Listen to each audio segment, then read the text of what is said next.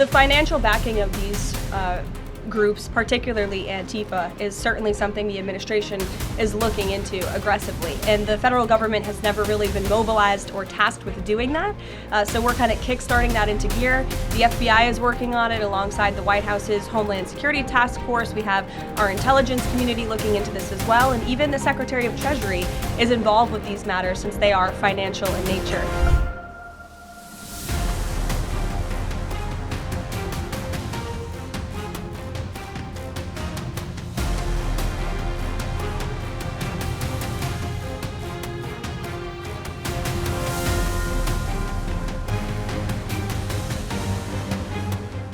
The President last week floated in an interview with our colleague Daniel from One America a rebate for tariffs of up to $2,000 per person.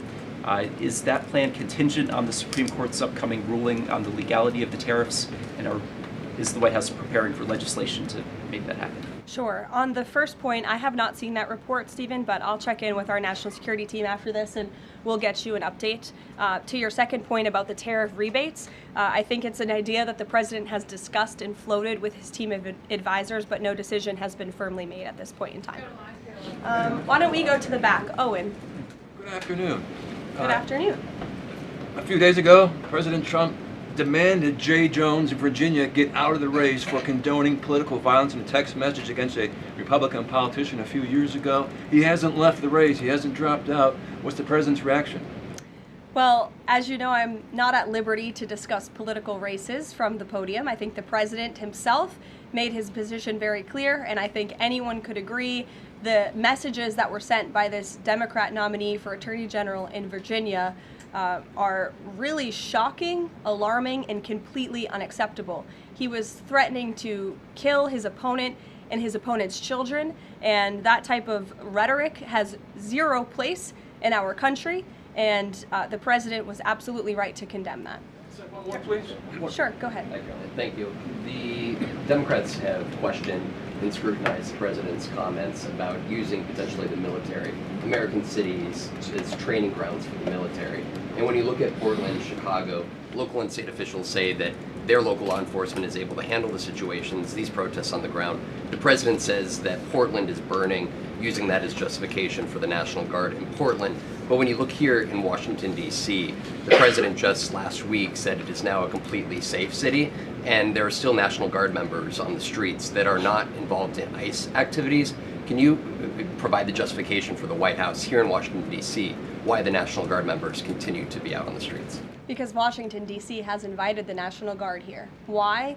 Because the mayor is doing the right thing, unlike mayors in other cities like Portland, as Caitlin and others have pointed out, who refuse to see that there are positive results from when local law enforcement works with federal law enforcement to do the right thing on behalf of their citizens. And Washington, D.C. is no doubt a safer city right now today than it was a few months ago when President Trump started this initiative to make D.C. safe again. And the National Guard is still here because the president and the mayor agree that it's a good thing for the city.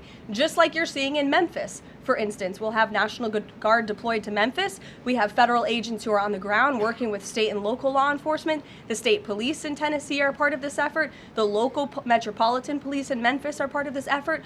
State and local law enforcement and federal law enforcement should be working together. And it's a shame that we see in some cities across the country that their mayors are just simply refusing to cooperate because they don't like Donald Trump. And that's what this boils down to. And I don't think any American would disagree that Chicago needs more law enforcement reinforcements, that they need more resources. Look at this headline from over the weekend. At least 30 people shot during the weekend in Democrat-run Chicago.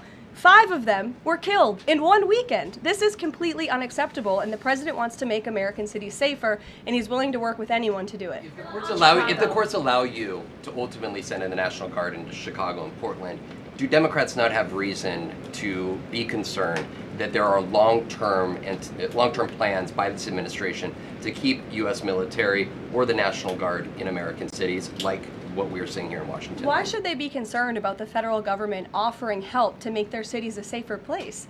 They should be concerned about this. They should be concerned about the fact that people in their cities right now are being gunned down every single night, and the president, all he's trying to do is fix it.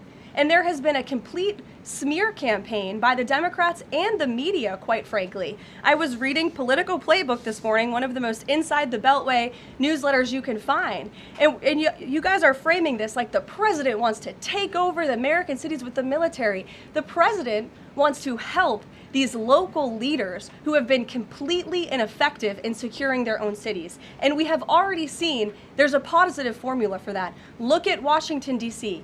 The murder rate has declined significantly. Our streets are safer. People who live here feel safer. All of you in this room, I know you do, you just won't admit it. And it's a proven system that works, and the president wants to make America's cities safe again. And I don't think there's anything wrong with that. Michael. Thank you, Caroline. Two questions, if I may. Because the mayor wants them. Michael. These talks in Egypt, if Hamas does agree to relinquish power and give it up, cede power to this transitional technocratic government, if that does happen, would the Trump administration then recognize a Palestinian state? Look, I don't want to get ahead of the technical talks right now, Michael. They're extremely sensitive. They're taking place, again, as we speak, and there's a lot of, there's many things to discuss, of course. This is hopefully, we expect and we hope going to be one of the greatest peace deals this world has ever seen. And the Trump administration is working diligently and working very hard to get there. And as I said, Friday, all terms agreed.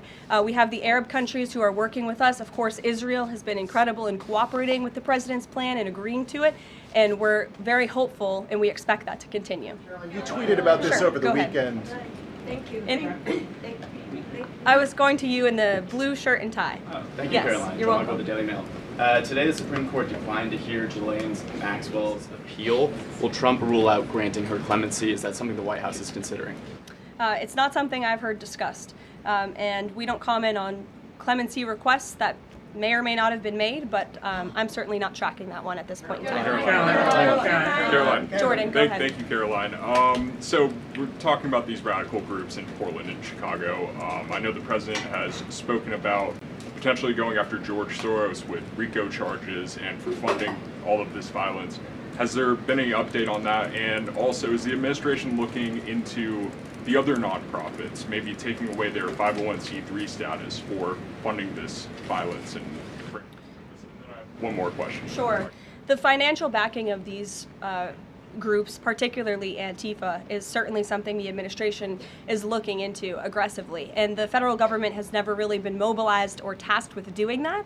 So we're kind of kickstarting that into gear. The FBI is working on it alongside the White House's Homeland Security Task Force. We have our intelligence community looking into this as well. And even the Secretary of Treasury is involved with these matters since they are financial in nature.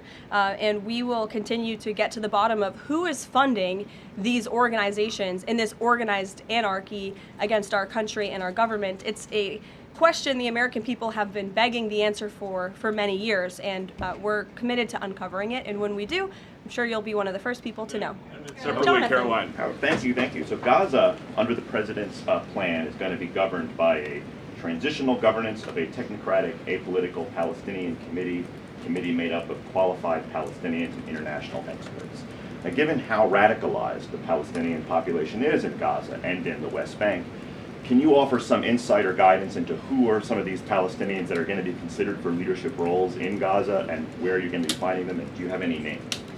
We're not quite there yet, Jonathan. The president believes peace is possible in Gaza, and that's why he presented this detailed and comprehensive plan.